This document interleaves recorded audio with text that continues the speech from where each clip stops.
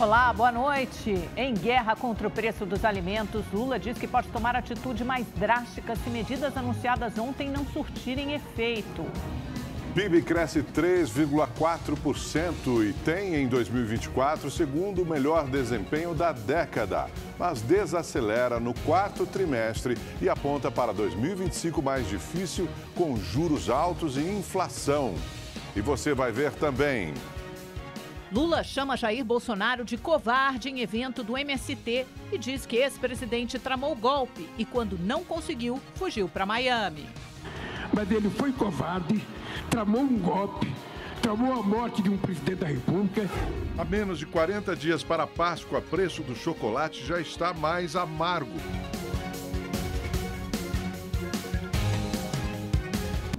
No Maranhão, uma mulher caiu em uma fenda de 80 metros de profundidade e precisou ser resgatada pelos bombeiros. Para as autoridades, a vítima estaria em estado de descontrole quando ultrapassou uma área de isolamento e caiu na Vossoroca, uma espécie de cratera provocada pela erosão do solo em áreas desmatadas, no município de Buriticupu.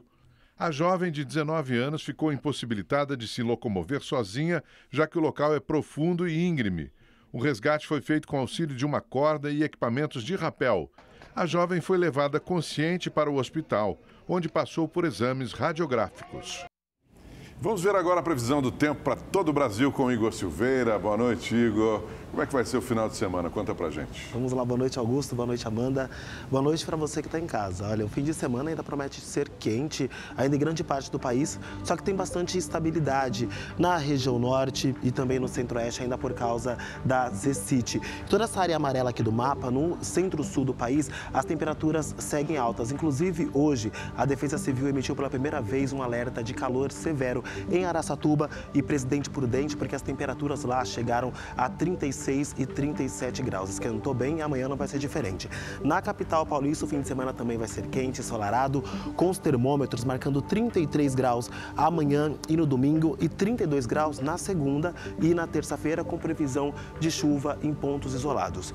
No Rio de Janeiro, a praia está garantida porque os termômetros registram 35 graus amanhã, 36 graus no domingo, na segunda-feira volta para casa dos 35 e no domingo, na terça-feira, volta para os 36 graus, esquenta bem por lá também. No Nordeste, o calor continua, o sol se mantém em todo o interior, mas ainda tem previsão de chuva em toda essa faixa que a gente vê mais escura aqui no mapa. No sul do país, o sábado vai ser quente e ensolarado no Paraná, Santa Catarina e no Rio Grande do Sul. Só que à noite uma frente fria ganha força, tem previsão de chuva e aí também tem mudança nas temperaturas. Inclusive, amanhã a máxima em Porto Alegre pode chegar na casa dos 36 graus. Mas no domingo, por causa dessa frente fria, as máximas não passam dos 27 graus, muda bastante de um dia para o outro. Essa frente fria também deve chegar em São Paulo aí no decorrer da semana. Bom fim de semana para todo mundo. Amanda, Augusto. Ufa, foi a melhor notícia que você poderia ter dado, uma frente fria no meio da semana que vem, é isso? Lembrando que essa frente fria não derruba as temperaturas, traz um pouco mais de chuva e deixa a temperatura mais amena. Já é um alento. Muito obrigada, Igor. Bom fim de semana. Bom final de semana para você também, Igor. Obrigado. O PIB, Produto Interno Bruto, a soma de todos os bens e serviços produzidos no país, cresceu 3,4% em 2024. É a maior alta desde 2021. Teve impacto da recuperação pós-pandemia, um tombo muito grande em 2020 e a recuperação em 2021. E o PIB do ano passado também foi o segundo melhor desempenho em mais de uma década. O Michael é gestor deste salão de beleza em São Paulo. Há 3 anos à frente do negócio, ele afirma que o movimento aumentou em 2024. Perceptível a ponto de ter que contratar, mais manicure, mais assistente. Então, aí a gente consegue ver que o movimento começa a ser mais sustentável, porque não estava dando para ter o aumento de funcionário devido à demanda, Realidade confirmada pelos números apresentados hoje pelo IBGE. O PIB brasileiro, que é a soma de tudo que é produzido no país, apresentou alta de 3,4% no ano passado, totalizando 11 trilhões e 700 bilhões de reais.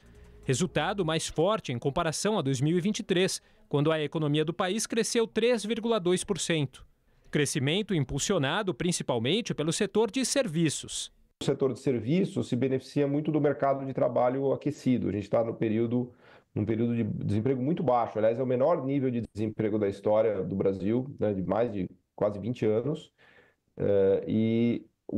Portanto, as pessoas estão empregadas e elas consomem muitos serviços, né? Lembrar que quase 70% da economia brasileira é composta por serviços. Então, um mercado de trabalho forte ajuda muito o setor de serviços, que é o que a gente viu do ano passado, né? Outro destaque foi a indústria. O setor industrial brasileiro tem sido muito beneficiado das políticas públicas do governo para estimular a indústria. Então, o programa da Nova Indústria Brasil, os financiamentos do BNDES para investimentos industriais e infraestrutura, tudo isso ajuda a explicar o bom desempenho da indústria. Do outro lado da balança, o agronegócio recuou 3,2%, prejudicado pelos eventos climáticos que atrapalharam as safras e impactou negativamente com o resultado final. Apesar de ter fechado 2024 com o PIB em crescimento, a leve alta de 0,2% no último trimestre do ano passado mostra uma desaceleração da economia brasileira se comparado com os trimestres anteriores, queda explicada principalmente pela alta no preço dos alimentos e pelo aumento das taxas de juros. A expectativa era de uma desaceleração, mas talvez tenha vindo um pouco mais forte do que se imaginava, que 0,2% de crescimento é um crescimento muito, muito pequeno para o quarto trimestre. Nas redes sociais, o presidente Lula comentou o resultado, disse que o PIB crescendo é mais emprego e renda para os brasileiros e afirmou que 2025 será o ano da colheita, mas alguns especialistas alertam. Vai ser um ano mais difícil, a economia está desacelerando, a gente já viu isso nos dados do quarto trimestre. A nossa previsão para 2025 é, na melhor das hipóteses, um crescimento de 2%, talvez até um pouco menos, 1,5%. A taxa de juros está muito mais alta, porque o Banco Central foi obrigado a fazer um choque de juros para controlar a inflação. Então a taxa Selic deve chegar a 14% na próxima reunião. E isso dificulta empréstimos tanto para famílias quanto para empresários. O governo também está segurando as contas públicas, os gastos públicos. Isso é um dado que a gente vê no último trimestre, uma contração do gasto fiscal, que vinha expandindo até ao terceiro trimestre e depois passa a contrair. Então, o ano de 2025 deve ser um ano de crescimento menor e um ano mais desafiador. Equipes da Polícia Científica de São Paulo realizaram hoje perícia no carro de um dos suspeitos de matar a adolescente Vitória Regina de Souza em Cajamar, na região metropolitana. O veículo pode ter sido usado para levar a jovem até o cativeiro, onde ela foi torturada e assassinada. No porta-malas e no banco traseiro do carro, os peritos encontraram fios de cabelos semelhantes ao de Vitória Regina de Souza, de 17 anos. Um moletom rosa também foi apreendido. Os agentes analisam se entre as digitais encontradas estão as da adolescente. O carro branco é o mesmo que aparece nas imagens de uma câmera de segurança, passando em frente ao ponto de ônibus onde Vitória foi vista pela última vez, no dia 26 de fevereiro. Ela chegou a enviar mensagens para uma amiga relatando o medo de estar sendo perseguida pelos ocupantes do veículo. Passou uns caras no carro e eles falaram, e aí, vida, aí tá voltando. Ai, meu Deus do céu, eu vou chorar, vou ficar mexendo no celular, vou nem ligar pra eles. Ai, tá tudo certo, eles entraram pra dentro da favela. Saiu até lágrima do meu zóio agora. Nossa, até me arrepiei. Hoje pela manhã, o dono do carro e o rapaz que estava com ele prestaram depoimento e foram liberados. Outras 3 pessoas que estiveram com a garota antes dela desaparecer também foram ouvidas. As investigações apontam 7 suspeitos de envolvimento no crime. Entre eles, o ex-namorado de Vitória, Gustavo Vinícius Moraes, de 26 anos. Ele se apresentou ontem. A polícia chegou a pedir sua prisão temporária por depoimentos contraditórios, mas o pedido foi negado pela Justiça. Até agora, 17 pessoas foram ouvidas pelo delegado que investiga o caso. Uma delas teria dado uma informação importante que pode ajudar a polícia a esclarecer a morte da jovem. Um homem envolvido com o ex-namorado de Vitória seria o mandante do crime. Segundo a testemunha, ele teria um relacionamento amoroso com Gustavo Vinícius e encomendou a morte de Vitória por vingança. A testemunha disse ainda que o suspeito teve a ajuda de 2 amigos para matar e transportar o corpo da adolescente. Pode ser uma mulher, como pode ser um homem que se envolveu numa traição de triângulo amoroso, tá? esse caminho que a gente está começando a procurar. Uma operação foi montada pela polícia na área rural de Cajamar na tentativa de capturar os autores do crime. De acordo com a Secretaria de Segurança Pública, os executores teriam envolvimento com uma facção criminosa. Um integrante do PCC foi preso na região, onde o corpo de Vitória foi encontrado. A polícia do Rio de Janeiro ouviu hoje funcionários do condomínio onde uma menina morreu após ser atingida por uma pilastra. Na manhã de hoje, 2 funcionários da equipe de manutenção do condomínio prestaram depoimentos. À tarde, outros 3 trabalhadores do prédio também foram ouvidos pela polícia. O caso aconteceu na última terça-feira, na área de lazer desse condomínio, no Recreio dos Bandeirantes, zona oeste do Rio.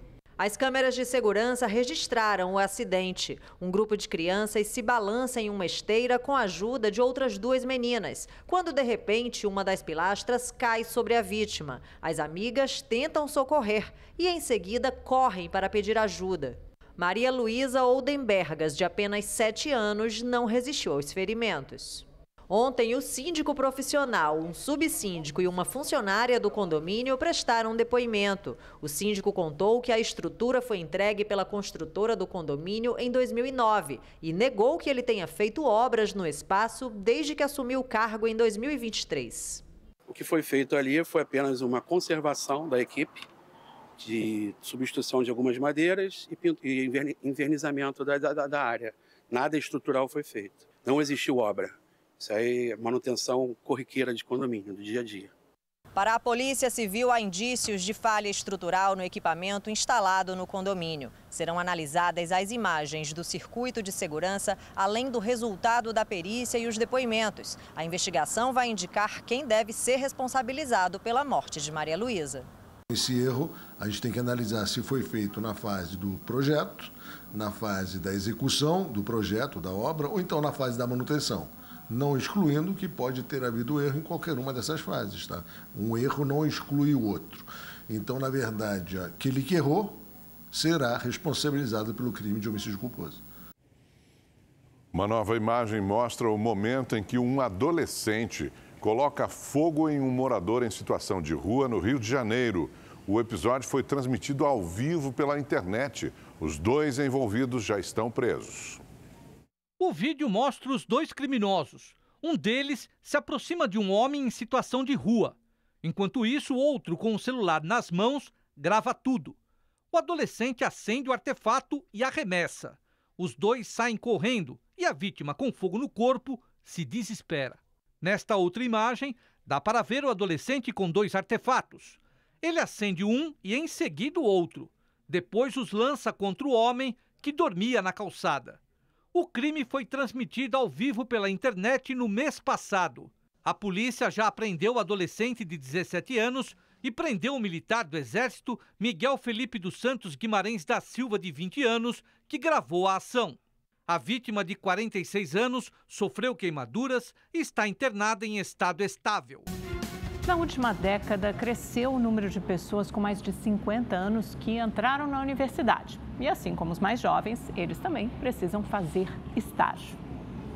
A Renata tem 51 anos e é estagiária de pedagogia. Esse foi o colégio que abriu a porta da esperança para mim, ou seja, renovou minhas expectativas, onde eu posso voltar a sonhar, ou seja, continuar meus cursos voltados para a área da educação. Renata faz parte dos mais de 3.000 estagiários acima dos 50 anos que estão no mercado de trabalho, segundo dados da Associação Brasileira de Estagiários. Uma experiência muito bem-vinda. Nós agregamos toda a bagagem que estes profissionais trazem, com muito respeito, carinho, coração aberto, para que seja uma via de mão dupla esse crescimento mútuo que nós buscamos.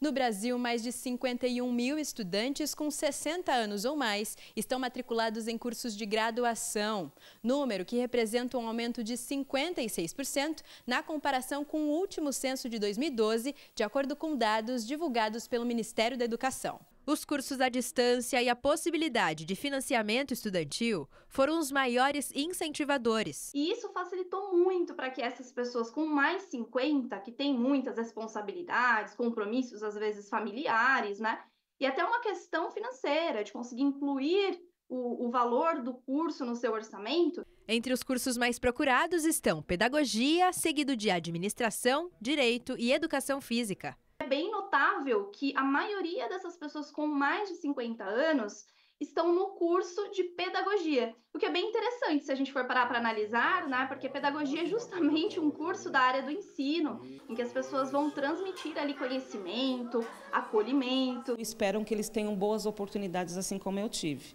E não perder a esperança, porque um dia alguém vai olhar para você e vai ver além da sua idade, além daquela, meio século que você tem. O governo federal anunciou medidas para tentar reduzir o preço dos alimentos, que se tornou um dos principais motivos para o crescimento da inflação. Entre as ações estão a isenção de impostos para produtos importados e incentivos à produção nacional. Ao todo, foram anunciadas 6 medidas. A principal é a redução a zero das tarifas de importação sobre 9 produtos alimentícios. A renúncia tributária inclui itens como café, açúcar, carnes, milho, azeite, sardinha, biscoitos, macarrão e óleo de girassol, que hoje pagam entre 7% e 32% em impostos. Segundo o vice-presidente Geraldo Alckmin, a medida busca aumentar a concorrência com a produção nacional, forçando a queda dos preços no mercado interno. Alckmin também destacou que os produtores brasileiros não vão ser prejudicados. Não está substituindo, você está complementando. E você tem produtos que nós dependemos de lá de fora. Se pegar, por exemplo, o óleo de palma, a produção nacional é mínima. Azeite de oliva é mínima, não tem produção praticamente nacional. Agora, tem custos para você importar. O governo também pretende estimular a produção de itens da cesta básica por meio do Plano Safra e defende que os estados também isentem os impostos sobre esses produtos. Uma nota técnica vai formalizar as medidas e deve ser publicada no Diário Oficial da União nos próximos dias. Mas o governo já alerta que os impactos no preço dos alimentos não serão imediatos. Carnes e ovos serão os primeiros itens a ficarem mais baratos. O anúncio gerou reações no setor produtivo. A Frente Parlamentar da Agropecuária criticou a falta de diálogo com os produtores. Nós da FPA apresentamos ainda na sexta-feira, antes do Carnaval, um pacote com 20 medidas de curto e longo prazo para que fossem adotadas alíquotas especiais para toda a cadeia produtiva. Fazer uma reunião e colocar apenas parte do setor na mesa, sem os produtores rurais, piora muito esse cenário. Especialistas também questionam a efetividade da medida e alertam que o governo precisa cortar gastos públicos para segurar a inflação. Não adianta ter uma resposta, uma solução tática para um problema estratégico. Ou fazemos reformas estruturais, ou é melhor não fazer nada. Diante das críticas, o presidente Lula afirmou hoje que não descarta medidas mais duras para conter a alta dos alimentos. A fala aconteceu em Minas Gerais, na primeira visita de Lula desde que assumiu o mandato a um acampamento do MST, onde foram anunciadas entregas do programa Terra da Gente e a desapropriação de terras ocupadas há 30 anos pelo movimento. A gente não quer brigar com ninguém. A gente quer encontrar uma solução pacífica, sem nada. Mas se a gente não encontrar, a gente vai ter que tomar atitudes mais drásticas, porque o que interessa é levar a comida barata para a mesa do povo brasileiro. E ela pode ser barata pagando o preço justo para o produtor. A gente acha que o produtor também tem o direito de ganhar o dinheiro. Sabe? A gente não quer que o produtor tenha prejuízo. A gente quer também que ele ganhe. E também durante essa mesma visita ao acampamento do MST em Minas Gerais, Lula comentou a denúncia da Procuradoria-Geral da República contra o ex-presidente Bolsonaro e seus aliados investigados por tentativa de golpe de Estado. A fábrica da mentira nesse país, que foi divulgada por um presidente da República que esse país teve, que eu não quero citar o nome, que se diz inocente, mas está pedindo anistia antes de ser julgado. Ele deveria ter coragem de esperar o julgamento, provar sua inocência antes de ficar pedindo anistia. Ele, na verdade, está com medo. Porque ele sabe que ele cometeu um deslize nesse país. E veja que eu nem trato das minhas questões pessoais. Mas ele foi covarde, tramou um golpe, tramou a morte de um presidente da República, tramou a morte do vice, tramou a morte do presidente da Justiça Eleitoral. A primeira turma do Supremo Tribunal Federal formou maioria para manter a suspensão da rede social Rumble no Brasil. Os ministros Flávio Dino e Cristiano Zanin acompanharam o relator Alexandre de Moraes. Em seu voto, Moraes destacou que liberdade de expressão não significa impunidade para agressão. A rede foi suspensa no dia 21 por operar sem representação legal no país. Nos Estados Unidos, a Rumble tentou processar Moraes por censura, mas o pedido foi negado. O Tribunal Regional Eleitoral de São Paulo absolveu o governador Tarcísio de Freitas e o prefeito da capital, Ricardo Nunes, da acusação de abuso de poder político e uso indevido dos meios de comunicação. Nas eleições municipais do ano passado, Tarcísio disse que a polícia havia interceptado mensagens do PCC que determinavam voto em Guilherme Boulos, candidato do PSOL à prefeitura. A fala ocorreu no segundo turno. Apesar da decisão no processo movido por Boulos, ainda cabe recurso. O senador Humberto Costa vai assumir interinamente a presidência do Partido dos Trabalhadores. Atualmente, o cargo é ocupado pela deputada federal Gleice Hoffmann, que assumirá na próxima segunda-feira o Ministério de Relações Institucionais da Presidência da República.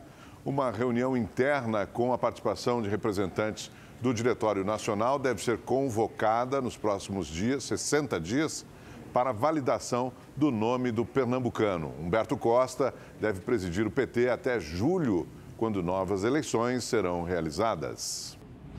Termina logo mais à meia-noite o prazo para que os acusados de participação na tentativa de golpe de Estado apresentem a defesa prévia ao Supremo Tribunal Federal. Vamos a Brasília conversar com o repórter Marcos Amoroso, que tem as informações.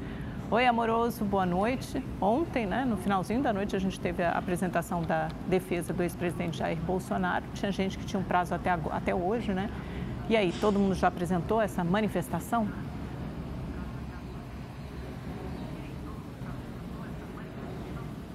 Olha, Amanda, boa noite a você e a todos que nos acompanham. Ainda não. Faltam ainda algumas defesas prévias serem entregues aqui no STF. Entre as que a gente pode mais destacar está a do general Walter Braga Neto. Ele que foi ex-ministro da Defesa, candidato a vice na chapa de Bolsonaro e que está preso desde dezembro do ano passado. Uma outra defesa prévia que ainda está faltando aqui é a do ex-comandante da Marinha, o almirante Almir Garnier, acusado de ter disponibilizado as tropas na Marinha para uma possível tentativa de golpe do Estado.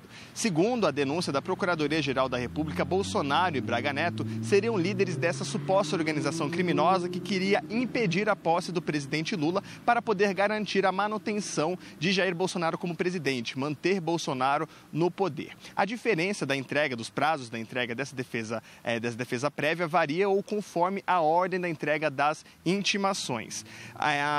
Ontem, por exemplo, como você já falou, foi o prazo final para a maioria dos 34 denunciados pela PGR. Entre os que entregaram essa defesa prévia ontem está o Alexandre Ramagem, ele que é deputado pelo PL hoje, mas foi diretor-chefe da ABIN durante o governo Bolsonaro. Nessa defesa prévia, o Alexandre Ramagem disse que ele não teve nenhum envolvimento, não usou os serviços da agência de inteligência para monitorar o presidente Lula e muito menos o ministro Alexandre Alexandre de Moraes, do Supremo Tribunal Federal. A defesa afirmou ainda que essa participação dele não é comprovada porque no momento ele largou o governo em março de 2022 e quando houve a suposta tentativa de golpe de Estado, ele já era deputado federal. Ontem, como você disse, também outra pessoa que entregou essa defesa prévia foi o ex-presidente Jair Bolsonaro. E ele negou o envolvimento em qualquer crime. Nós preparamos uma reportagem que ela resume bem o que diz Bolsonaro e outros acusados defendidos pela BGR como causadores dessa tentativa de golpe de Estado. Vamos acompanhar na reportagem. As defesas apresentadas ao Supremo Tribunal Federal pelos denunciados por tentativa de golpe seguem estratégias parecidas e tentam desqualificar as acusações da Procuradoria-Geral da República. Todos os acusados negaram ter cometido os crimes. A defesa de Jair Bolsonaro diz que a Procuradoria-Geral da República cria uma narrativa de ficção, sem provas concretas. Segundo o ex-presidente, não houve violência ou grave ameaça, requisitos necessários para se configurar o crime. Bolsonaro alega ainda que o Supremo Tribunal Federal fez uma divulgação seletiva da delação premiada do ex-ajudante de ordens, tenente-coronel Mauro Cid. Outro argumento é que os atos do dia 8 de janeiro foram decisões individuais dos envolvidos e não uma ordem de Bolsonaro. Eu estou sendo acusado, entre outras coisas, 5 itens, né? Destruição de patrimônio, só se for por telepatia. Eu não estava aqui. O que diz uma delação premiada? Ela é filmada por lei. Desde quando você dá os seus dados, né? Se apresenta, fulano de tal, idade, endereço, e quando termina. Então os advogados pediram a íntegra da delação e não delação fracionada. Já a defesa de Mauro Cid destacou que a delação premiada foi feita de forma voluntária. Ainda assim, Cid afirma que isso não significa concordância com todas as conclusões feitas pelo Ministério Público. A defesa de Augusto Heleno também diz que não há provas de que o general tenha incentivado ou organizado qualquer ruptura institucional e que ele cumpriu um papel técnico no governo. O ex-ministro da Justiça, Anderson Torres, diz que não aderiu a nenhum plano de golpe e que a minuta de decreto golpista encontrada na casa dele era apenas um papel inofensivo. Ao todo, 34 pessoas foram denunciadas por 5 crimes, incluindo participação em organização criminosa armada, tentativa de golpe de Estado e tentativa de abolição do Estado Democrático de Direito. Agora, o Procurador-Geral da República, Paulo Gonet, tem 5 dias para apresentar um parecer sobre as defesas dos acusados. Depois, a denúncia volta ao STF, onde Alexandre de Moraes vai analisar os argumentos de acusação e defesa. Não há prazo para que a denúncia seja levada à votação na primeira turma. Se a denúncia for aceita, os acusados se tornam réus e vão responder à ação penal. Nas defesas prévias, os denunciados também afirmaram que a denúncia deveria ser analisada pelos 11 ministros no plenário da Corte e não na primeira turma, que tem apenas 5 ministros. O Ceará é a casa do maior parque de dinossauros da América Latina. O espaço reúne cerca de 60 réplicas hiperrealistas dos gigantes pré-históricos e atrai em média 500 visitantes por dia.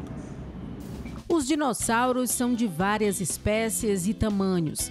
As réplicas emitem sons, se movem e impressionam tanto que parecem reais. Quando eu cheguei, eu fiquei me tremendo de medo. Quem inventou esse parque, eu achei uma ideia muito genial, sabe?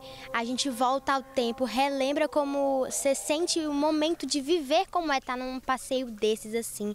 Vendo dinossauro, vendo um monte de coisa que a gente não tinha visto, que era no passado. A trilha possui 1 quilômetro de extensão. O percurso é arborizado, sinalizado e conta com a presença de um guia turístico para explicar sobre cada espécie. O objetivo é proporcionar ao visitante, durante o trajeto, uma experiência única, como se estivesse viajando à era dos dinossauros. Já conheci um outro local, né, em uma outra cidade, que não chega à realidade daqui, né, que realmente é fantástico. Uma das atrações mais impressionantes da trilha é o Argentinossauro. uma réplica de 38 metros de comprimento e 20 metros de altura. Ele viveu na Argentina e, segundo paleontólogos, é o maior dinossauro que já habitou a Terra. A gente tem aqui no Prehistoric Park, que é o Argentinossauro, tem 38 metros de comprimento e 20 metros de altura. Era um herbívoro também e hoje ele é a estrela aqui do nosso parque. É uma grande viagem, uma imersão, né, onde as crianças vêm, toda a família, na verdade, né, vem, aproveita, usufrui e é uma experiência jurássica, né?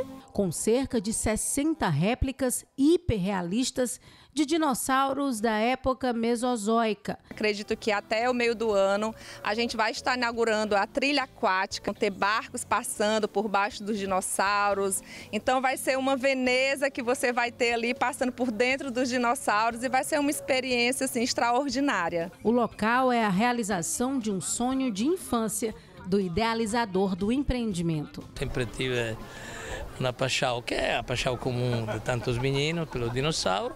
Aconteceu fazer um ano que eu encontrei um cara que ficou ao final um amigo meu, italiano, que ele tinha e tem um parque de dinossauro na Itália, em Sardinha. Ele me convidou, eu fiquei encantado. Então perguntei a ele se podia ajudar-me para montar esse parque. Ele fez isso, chegou aqui e ficou apaixonado do nosso projeto. Quando eu já vi aquele dinossauro lá na frente, eu já fiquei assim, aqui dentro vai ser mais legal ainda.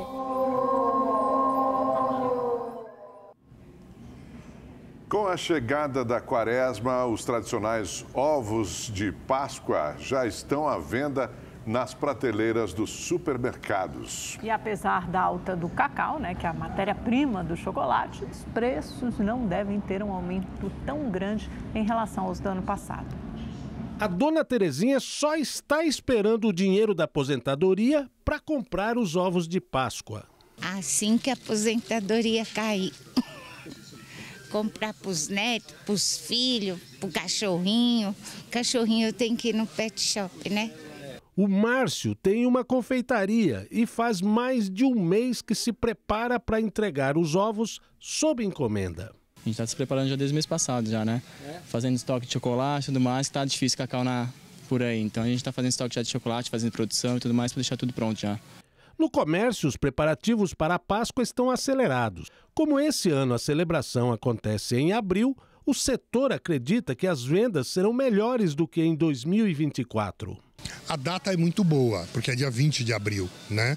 A Páscoa, quando ela cai nos primeiros 3 meses do ano para o brasileiro, é horrível, porque é férias, carnaval, retorno escolar, compra de material, PVA, IPTU, então as despesas são muito grandes. Quando ela cai em abril, as pessoas já começam a desafogar, pagar maio, junho, julho e tal, então a previsão ela muda totalmente. Segundo o IPCA, que é o Índice Nacional de Preços ao Consumidor Amplo, de janeiro do ano passado a janeiro deste ano, o preço do chocolate aumentou mais de 14%. O principal motivo é a queda da produção de cacau no mundo. O valor do cacau subiu no mundo inteiro, isso afeta os produtores, mas a boa notícia é que eles estão conseguindo absorver o custo, até porque o estoque deles é antigo, com o cacau mais barato e, portanto, a expectativa de que não haja um grande aumento nos preços dos ovos neste ano. Vale o conselho para o consumidor de pesquisar antes de comprar para não pagar mais caro. Outra dica é comprar os ingredientes e fazer os ovos de chocolate em casa. Você consegue fazer ele por valores muito pequenos, porque se você comprar uma barra, hoje está por volta de R$100. Se você dividir pelo preço, uma barra de 2,1 kg, ela vai sair por volta de R$40 o quilo. Com mais R$10, você coloca as embalagens todas, né? Então, por R$50, você faz 1 quilo de ovo de Páscoa. Hoje o Bragantino atualizou o estado de saúde dos 2 meninos que se acidentaram na madrugada da última terça-feira, né? O Pedro Severino continua internado em Ribeirão Preto, no Hospital do Unimed, apresentando reflexos que mostram o funcionamento do cérebro. O estado ainda é grave, mas já é uma boa notícia. E o Pedro Castro, o outro atleta acidentado, já está em casa, em alta, com a família, recebendo os seus cuidados. Amanhã nós estamos de volta aqui na Rede TV, às 2h15 da tarde, para narrar Freiburg e RB Leipzig pela Bundesliga, gente. Combinado. Fica o convite. Obrigada, Marcelo. Obrigado. Até a próxima. Marcelo. A maioria das 49 cidades atingidas pelo rompimento da barragem do Fundão, em Mariana, em 2015, assinou um novo pacto que prevê mais de 6 bilhões de reais para ajuda direta aos municípios. Hoje, prefeitos que não aderiram à repactuação falaram com a imprensa. 8 prefeitos de cidades mineiras decidiram aderir à repactuação na última hora do prazo, encerrado às 11h59 da noite desta quinta-feira. No total, 26 das 49 cidades concordaram com os termos que prevêem uma reparação de 170 bilhões de reais. Desse total, 38 bilhões de reais já foram pagos em ações realizadas nos últimos 8 anos. 58 bilhões e meio serão investidos pelos estados e União para reparação ambiental e sanitária. E 6 bilhões e 100 milhões vão direto para o caixa das cidades atingidas. 23 prefeitos decidiram não aderir ao novo pacto, entre eles o de Mariana, cidade que tem o maior valor a receber, 1 bilhão e 200 milhões de reais, e vai ficar sem esse recurso. Todo recurso é muito importante para os municípios. Então, os municípios eles estão reduzindo percentuais de investimento que o prefeito tem. Eu sei das dificuldades que o município enfrenta e somente a gente vai conseguir superar problemas sociais, investimentos com recursos financeiros. Recursos envolvendo este acordo, celebrado na PET 13157, seriam enviados imediatamente, já seriam rapidamente recebidos pelo município e seriam alocados, utilizados. É um risco. O novo acordo para compensar os prejuízos provocados pelo rompimento da barragem foi assinado em outubro do ano passado pelos governadores de Minas Gerais, Romeu Zema, do Espírito Santo, Renato Casagrande, e pelo presidente da Vale, Gustavo Pimenta. O pacto foi intermediado pelo Supremo Tribunal Federal, Governo Federal e pela Justiça Mineira. O novo acordo renegocia o primeiro, feito em 2016. Ao fazer adesão, as prefeituras precisam renunciar outras ações no Brasil e no exterior. Essa repactuação foi comunicada pelo Supremo Tribunal Federal à Justiça Inglesa, onde tramita um outro processo sobre o desastre em primeira instância, que pede uma indenização de 268 bilhões de reais. A ação na Corte da Inglaterra pode levar mais 4 anos até ser concluída em última instância, em 2029, sendo que os prefeitos atuais têm mandatos até 2028. Uma opção por esperar um julgamento futuro de uma corte estrangeira, além de ser algo completamente indefinido e imprevisível, inclusive em relação ao tempo, também é uma situação que envolve a discussão sobre soberania, sobre o papel de cortes internacionais em relação a eventos acontecidos aqui no Brasil. Canal de diálogo aberto, os municípios também estão abertos ao diálogo. A tragédia de Mariana aconteceu em novembro de 2015. O rompimento da barragem de Fundão despejou rejeitos de minério que chegaram até o litoral do Espírito Santo. 19 pessoas morreram. Rede TV News fica por aqui. Obrigado por sua companhia nesta sexta-feira. Uma ótima noite para você. Amanhã tem mais. Continuamos aqui a partir das 7h20 da noite. Uma boa noite. Até lá.